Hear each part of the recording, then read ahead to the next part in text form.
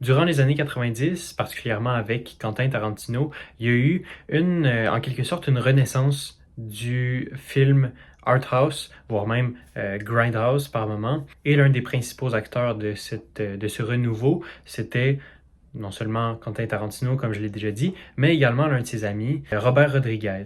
Puis au courant de sa carrière de réalisateur, mais également de scénariste, il a fait trois films que j'ai particulièrement aimés et que j'ai revus récemment parce que justement, il ramène un peu l'aspect un peu camp des films d'horreur des années 80.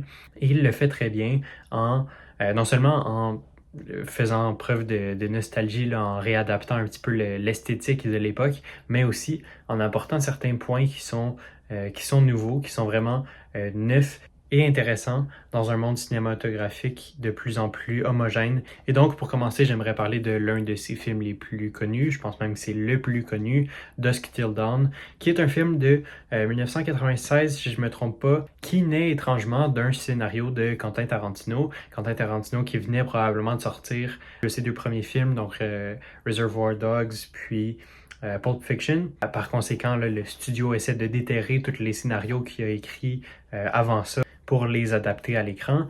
Et l'un de ces scénarios-là, c'est celui de Dusk Till Dawn. Puis, pour parler de ce film-là, évidemment, il faut un petit peu divulgacher la dernière moitié du film, qui est carrément qui se transforme en histoire de vampire, alors qu'au départ, c'était une histoire un peu plus familiale, une espèce de drama quand même assez intéressant, mais qui change du tout au tout à peu près rendu à la moitié, où on passe dans un film de vampire complètement éclaté qui n'a pas peur d'aller jusqu'au bout de son idée.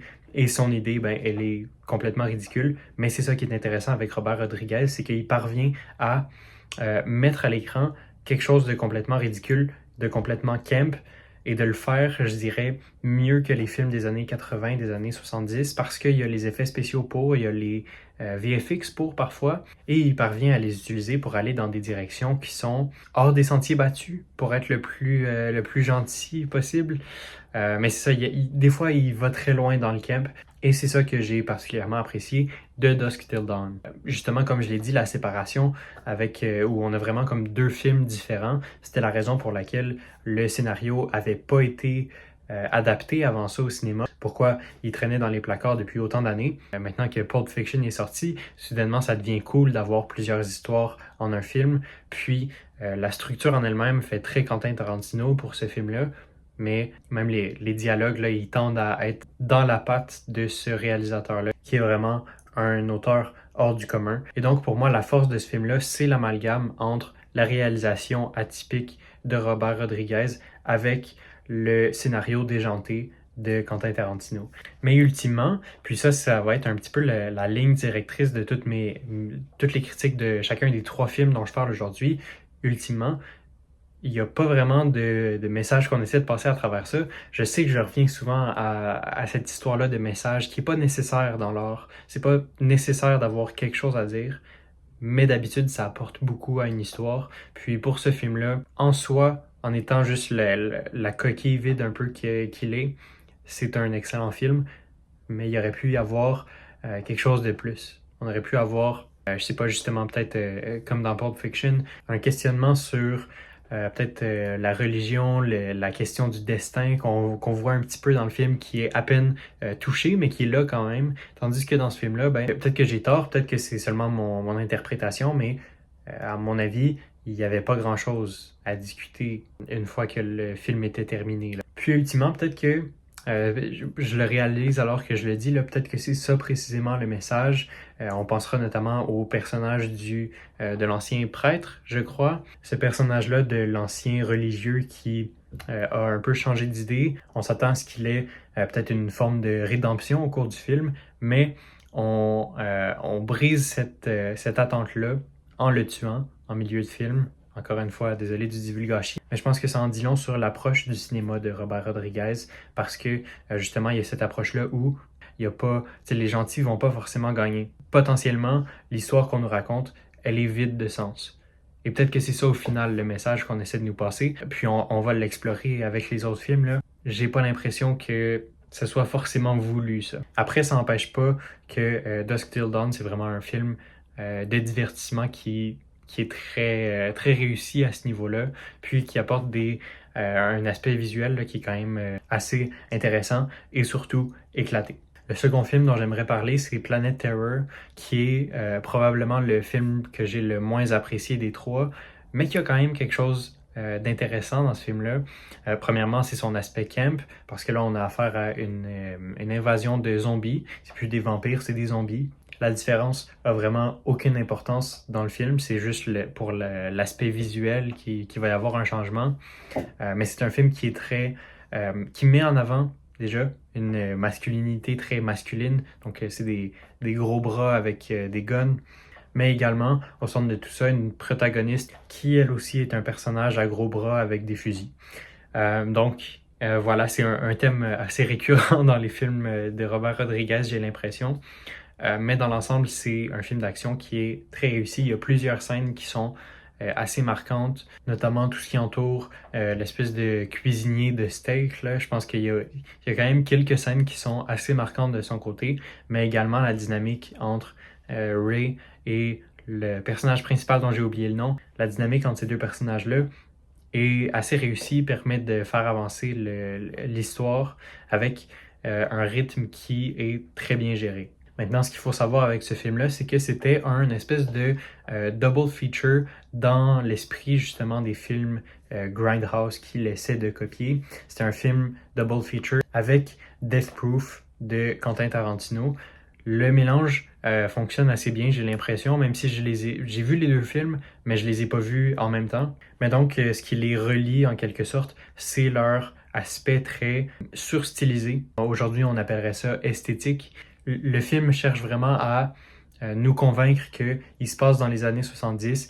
Le film qu'on a dans les mains, en parlant du film physique, est assez décomposé, puis il y a comme des éléments où il y a énormément de bruit, comme si on était en train de regarder une vieille copie. Et ça va jusqu'au point où il y a une espèce de scène qui est censurée, le film est mal coupé, puis on a comme une partie de l'histoire qui est tout simplement disparue du film. L'effet m'a pas complètement convaincu, mais ça reste une idée qui est intéressante, qui montre que Robert Rodriguez a quand même une patte. Et puis c'est ce que j'essaie d'apporter avec cette vidéo-là aussi, c'est de traiter son cinéma comme un cinéma d'auteur, alors qu'en réalité, il y a très peu de gens qui iraient jusque-là. Mais donc là aussi, ce qu'on met en avant, c'est des effets spéciaux, des effets de maquillage, puis de gore assez convaincants, même si dans le film, il y a plusieurs techniques qui sont utilisées qui font un peu office de cache-misère. Là, on va pas se mentir là-dessus. Puis ça va notamment dans l'aspect patte artistique très sombre avec beaucoup de bruit. Ça permet de cacher des effets visuels qui sont un peu moins réussis probablement. Mais dans l'ensemble, c'est bien fait. Et évidemment, je peux pas parler de Planet Terror sans mentionner l'idée de la jambe mitraillette qui a l'air tout droit sorti d'un film de Bollywood. Mais ça marche. C'est ridicule, mais ça marche. Donc, encore une fois, c'est l'aspect camp du cinéma de Rodriguez qui fait un peu son charme. Mais vous remarquerez qu'encore une fois, j'ai pas parlé de message parce que selon moi, il n'y en a pas. C'est une histoire qui est très brutale avec des personnages qui sont violents mais cool, ou du moins c'est comme ça que le réalisateur cherche à nous les montrer.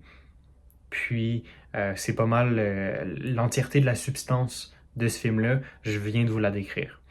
Ensuite de ça, on a Sin City, qui est sans doute mon préféré de Robert Rodriguez, sorti en 2005. C'est un film qui est une adaptation de la BD du même nom, que j'ai pas lu par ailleurs, mais apparemment c'est une transcription directe des pages de la BD qui sont à l'écran. Puis pour vrai, à ce niveau-là, c'est une réussite assez impressionnante parce que on ressent l'aspect BD. Puis le film évidemment, c'est la première chose que tout le monde dit de ce film-là, le film a une patte artistique vraiment particulière. Moi qui cherche à émuler un peu le style des films noirs des années 40, 50, peut-être même avant, mais qui le fait à sa manière, dans un style un peu modernisé, qui est celui des BD, justement. Sauf que le matériel que Robert Rodriguez adapte avec ce film-là c'est une BD qui n'est pas seulement une pâle copie du film noir d'une certaine époque, c'est également une réinvention du genre. Puis le film met très bien ça en scène. Je dis que ça le réinvente parce que on a un recul par rapport au film noir. On sait quels sont les travers de ce style-là, avec par exemple des personnages qui sont très caricaturaux, des dialogues qui sont excessivement sérieux. C'est des éléments qui sont apportés de façon consciente à l'histoire et qui la rendent d'autant plus charmante parce qu'on part du principe que l'auditoire a le bagage culturel pour comprendre que on ne doit pas prendre les personnages au sérieux, même s'ils sont extrêmement sérieux dans le film. Et donc, ça apporte une dimension qui est vraiment particulière à l'histoire, qui permet de pousser les aspects du film noir à leur extrême et de faire l'étalage en quelque sorte de tous les clichés du genre. Et pour moi, ça fonctionne très bien. Et c'est justement parce que l'aspect visuel appuie très bien ça. Chaque plan est dans un espèce de noir et blanc très dramatique, puis les effets spéciaux sont étonnamment réussis pour 2005. Il y a des films de l'époque qui ont vraiment moins bien vieilli, même dans la filmographie de Robert Rodriguez. On pensera au film Spy Kids, à Shark Boy et Lava Girl. Il y a vraiment une filmographie étrange, cet auteur-là, mais étrangement, ça fonctionne. Puis Sin City, pour moi, c'est Robert Rodriguez à son meilleur. C'est avec ce film-là qu'il réussit à réunir son expérience des films précédents pour mettre en scène l'univers de Sin City, de la BD. Et juste en ayant vu le film, en tout cas de mon côté, je suis capable de voir à quel point il y a tout un univers qui est bâti derrière ça.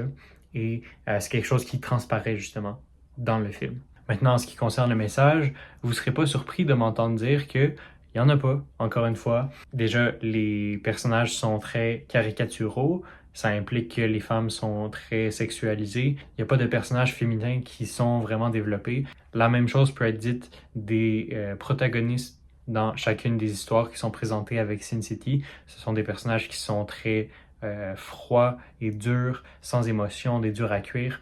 Puis, c'est ce qu'on retrouvait déjà dans les autres films, mais ici, c'est porté à son paroxysme et il n'y a aucune nuance. Et donc, par conséquent, il n'y a aucun personnage en réalité. On a affaire à des archétypes et ce sont des archétypes qui fonctionnent très bien avec l'univers qui est apporté dans le film, mais aussi, c'est des archétypes qui ne nous permettent pas vraiment d'avoir un message très développé, là. Donc, la violence et la sexualité est mise de l'avant, comme dans les autres films, mais ici, je dirais que c'est encore plus flagrant.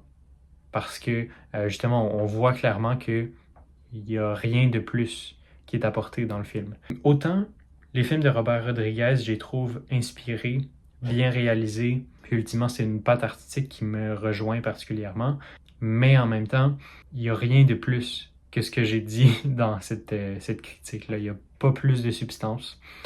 Donc, c'est un peu mon point négatif principal de ce réalisateur.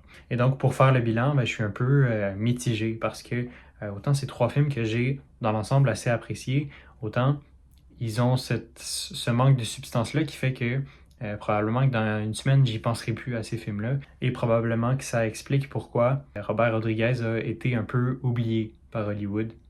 Parce que justement, ces films sont oubliables. Ils ne disent rien de plus que ce qu'on voit à l'écran. Alors voilà, j'espère que vous avez apprécié un peu ma critique, voire mon analyse de Robert Rodriguez comme auteur, réalisateur.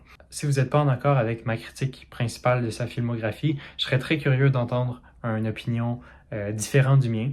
Et voilà, on se dit à la semaine prochaine.